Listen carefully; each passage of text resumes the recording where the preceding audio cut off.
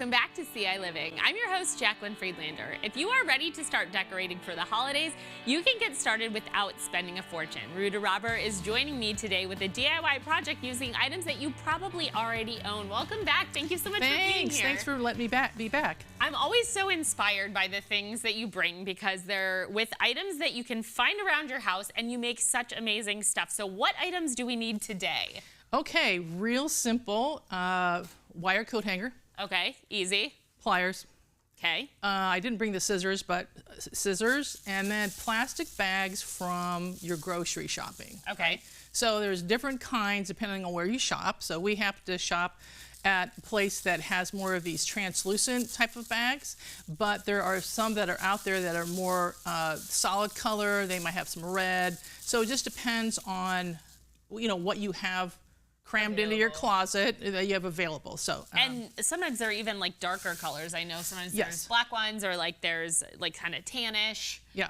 So if you want to have a more uniform looking wreath, then you want to make sure that you concentrate on having the same kind of bag that you're going to process. So so the first thing what we're going to do is we're going to take our wire coat hanger and then we're going to turn it into a circle. Okay. Right, so you can mostly manipulate with that with your hands, but to get the little knobby ends of the hanger, you want to use your pliers to kind of smooth it out. Yeah, so it doesn't have to be a perfect circle, but you know, it's pretty close. So let's just show that. Is it, I mean, do you have to untwist No, you're this, going to use, you're going to use the whole entire.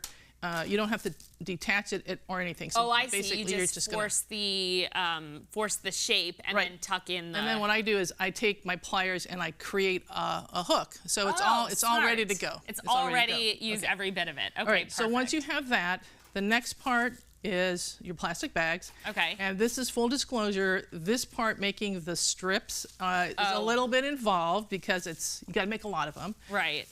There are different ways of taking it apart. Now, what I do is I'll lop off the bottom, then I'll lop off the handles, and that leaves me with kind of a band looking thing, and then I'll just take all the color off. I'll cut off the colors, and then you just start cutting them apart, right? Into the strips. So yeah, so if you're watching TV or listening to a podcast or something, you can, I don't measure these. Okay. So you just kind of eyeball it, and you want something that's about 1 inch, 1/4 of an inch by 6. Okay. More or less, so you don't have to sit there with a ruler and all that.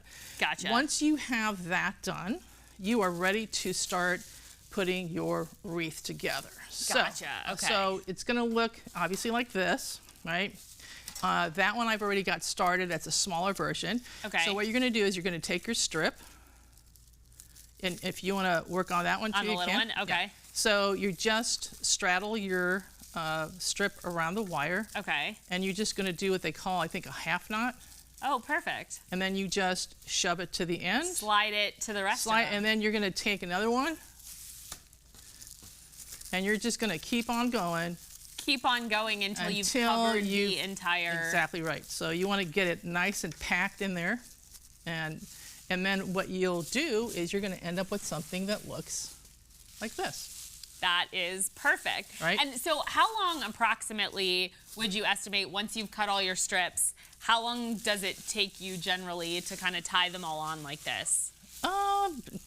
Maybe a couple hours. Okay. 2 or 3 hours. So something to do while you're watching TV. And you don't have to do it all in one go. You can like do a section, take a break, cut some more strips, and then kind of keep it going. And then kind of keep it going. Okay. All right. And from that point, it's lightweight. It's very lightweight. Plastic. So if you want to do like an indoor-outdoor kind of thing, you don't have to worry about it melting or whatever because it's plastic, right? Right. And then at that point, you can then go out and look out.